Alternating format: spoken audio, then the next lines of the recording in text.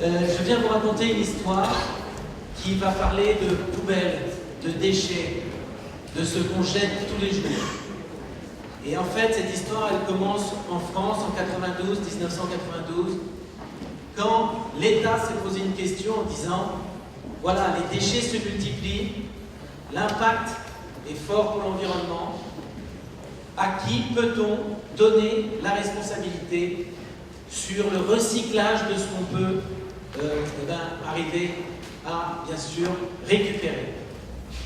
Cette question de l'État français en 92 est une innovation sociétale majeure, car normalement, les États, et particulièrement l'État français, ne se posent pas ce type de questions. Ils disent « j'ai la réponse ». La réponse est une taxe et une administration qui va gérer ce sujet-là.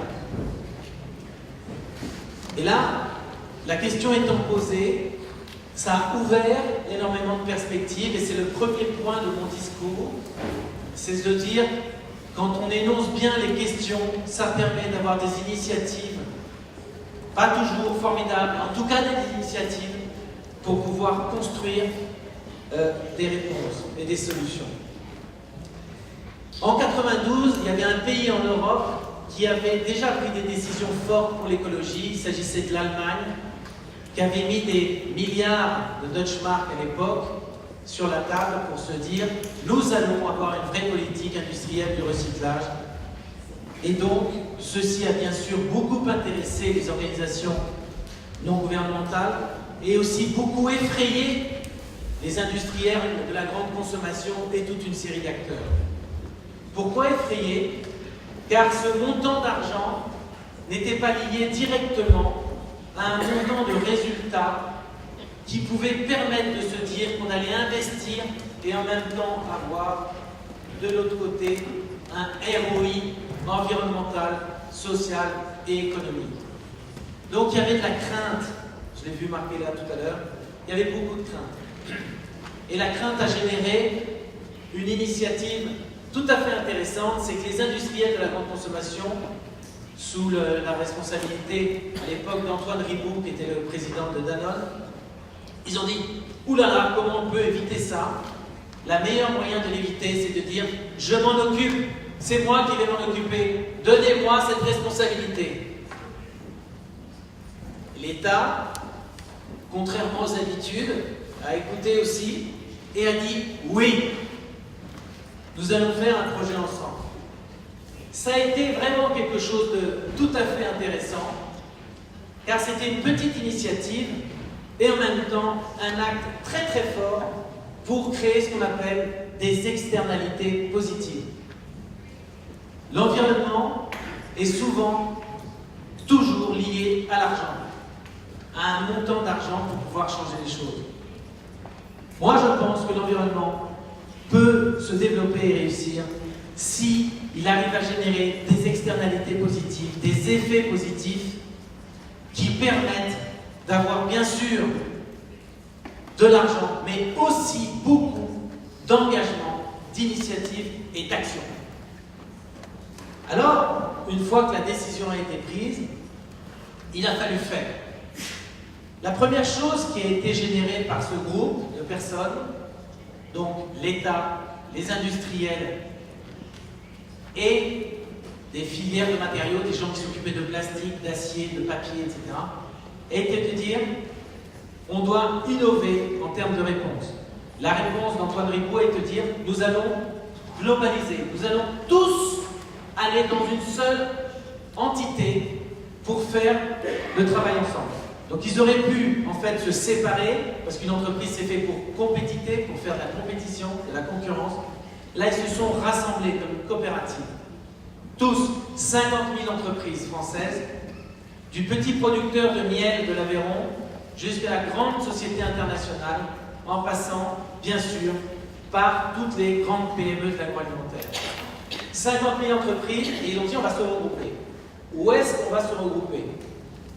Est-ce qu'on va créer une association? Est-ce qu'on va créer une fédération? Non, ils ont décidé de créer une entreprise. Une entreprise. Et donc, ils se sont regroupés dans une entreprise, et là, ils ont décidé de ne pas distribuer de dividendes. c'est que cette entreprise privée n'allait pas rémunérer les actionnaires. Tout allait être réinvesti dans l'objet social pour développer le recyclage. Cette décision était importante et l'État a dit « Ok, si vous faites ça, vous ne paierez pas d'impôt sur les sociétés. » Donc nous sommes une entreprise privée, 100% privée, qui fait 100% d'intérêt général, qui ne distribue pas de dividendes et qui ne paye pas d'impôt. Nous sommes en 92.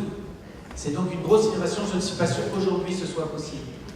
Le résultat est qu'aujourd'hui, nous allons investir, nous avons un chiffre d'affaires de 650 millions d'euros par année consacré au recyclage, ce qui est énorme et ce qui est très intéressant. Et nous allons investir durant les 6 prochaines années 4 milliards d'euros dans le recyclage. Donc nous avons réussi par cela à massifier l'argent. Ça c'est pour l'argent. Ensuite, pour le pouvoir et pour la problématique de l'autorité et de la responsabilité. L'entreprise privée a décidé de s'appuyer sur les collectivités locales pour pouvoir agir. Donc c'est le privé qui délègue au public. C'est un mouvement inverse de ce qu'on voit actuellement. Aujourd'hui, c'est le public qui délègue au privé. Là, c'est le privé qui délègue au public. Pourquoi ? Car le public, les élus locaux notamment, et je voudrais vraiment faire un point particulier sur le local. Le local est absolument clé dans notre stratégie. D'ailleurs, nous n'avions pas de stratégie au début. Et nous n'avions qu'une seule solution, c'est d'agir au local. Car si nous agissions au niveau national, nous allions consommer de l'argent dans quelque chose qui n'était pas productif. Et le local, donc, nous avons délégué, et le maire, l'élu local qui consacre l'essentiel de sa vie à la vie en communauté, parce que beaucoup de gens critiquent les élus locaux, notamment dans ce pays, mais sachez que l'élu local, lui, développe une externalité positive très forte. Nous l'avons aidé. D'abord, nous avons fait un lien direct entre recyclage et propreté dans la ville. La propreté dans la ville, c'est le point majeur de chaque habitant. Donc nous avons aidé l'élu local à bien connecter le fait que quand on recycle, on ne jette pas de papier par terre. Quelqu'un qui recycle quelque chose, il ne jette plus de papier par terre. Il n'agit plus contre son environnement. Donc ça, nous l'avons fait. La deuxième chose que nous avons fait, c'est que nous avons convaincu l'État à baisser la TVA, à baisser la taxe pour les municipalités, s'ils mettaient en place un système de recyclage. Donc on voit bien que la force, le pouvoir que nous avons, nous, entreprises, mais aussi l'État, c'est d'arriver à transformer en fait la fiscalité et pour pouvoir générer des comportements différents. C'est très important de ne pas agir, à mon sens, sur des petits éléments. Il faut essayer de trouver, quand on cherche l'intérêt général, les gros éléments qui vont changer la donne. La fiscalité en France, la fiscalité, je pense, en Europe, doit évoluer en fonction de ce qui génère des externalités positives. Et nous allons arriver maintenant à avoir un résultat qui est intéressant. La dernière chose que je voudrais vous dire, c'est qu'aujourd'hui, j'ai entendu un mot qui était le mot amour, qui m'a touché, que je vois très peu dans la poubelle en fait, que je vois très peu dans les relations entre les acteurs, même si nous coopérons bien. Nous sommes très techniques dans notre rapport humain. Nous avons des indicateurs, nous avons des PowerPoint, nous avons des indices, nous avons des réglementations. Et en fait, je crois que pour aller plus loin, il s'agit de faire rentrer d'une manière ou d'une autre, pour créer de la vraie confiance, un rapport humain différent. Et ce rapport humain, je crois que nous sommes vraiment qu'au début et nous avons déjà parcouru un grand chemin. Et si je pense intégrer ce sujet-là dans nos stratégies pour le coup et dans nos dispositifs d'action, je pense que là on peut prendre une dimension nettement supérieure. Et cette dimension, elle va venir servir un seul objectif. Le fait de répondre à une question qui est la suivante. Pourquoi aujourd'hui chaque Français, qui est un peuple que vous connaissez tous, libre, trie, et pourquoi il a mis le geste de tri comme le premier geste environnemental qu'il a. Avant d'éteindre la lumière, avant d'éteindre l'eau, il dit que le geste de tri est important pour lui. Je n'ai pas compris pendant très longtemps pourquoi. Et en fait, on a la réponse aujourd'hui, c'est qu'il le fait parce que c'est lui qui agit. Donc en fait, cette culture française, mais qui existe partout en Europe, en fait, a un point commun. C'est le fait de dire, c'est moi qui agis pour l'environnement, je ne le délègue pas. C'est mon action qui va changer les choses. Et donc, à partir du moment où on a une telle prise en compte de l'individu, où l'individu a une prise en compte d'un sujet social important, nous devons absolument arriver à gagner l'individu sur toutes ses composantes, c'est-à-dire de lui dire combien ça coûte, comment ça marche, et en même temps, comment on arrive à être satisfait de nous-mêmes et comment on arrive à donner à chaque individu une fierté et une chaîne que vous appelez, que j'appelle maintenant amour, mais en tout cas une chaîne émotionnelle sur le fait de dire que chaque être vivant peut réellement transformer à partir du moment où il fait quelque chose lui-même et avec un sentiment fort, positif. Voilà. Nous avons réussi ce sujet-là aujourd'hui, nous avons encore plein de choses à faire. Sachez qu'il n'y a aucune contrainte en France sur le geste de tri. Si vous ne triez pas, vous ne payez pas plus d'impôts. Si vous triez bien, vous n'en payez pas moins. Et pourtant, cette chose-là a marché.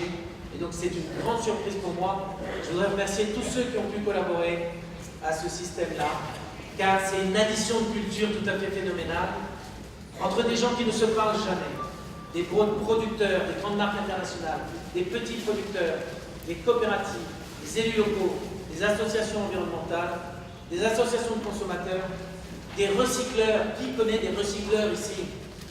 La culture des recycleurs, c'est extraordinaire. On parle beaucoup c'est des gens qui sont complètement innovatifs et créatifs, d'accord? C'est des communautés extrêmement fermées et pourtant elles se sont ouvertes, bien sûr, avec un certain tempérament. Et enfin l'État, qui a réussi ce jour-là à monter sur une marche absolument extraordinaire et qui a généré beaucoup de choses.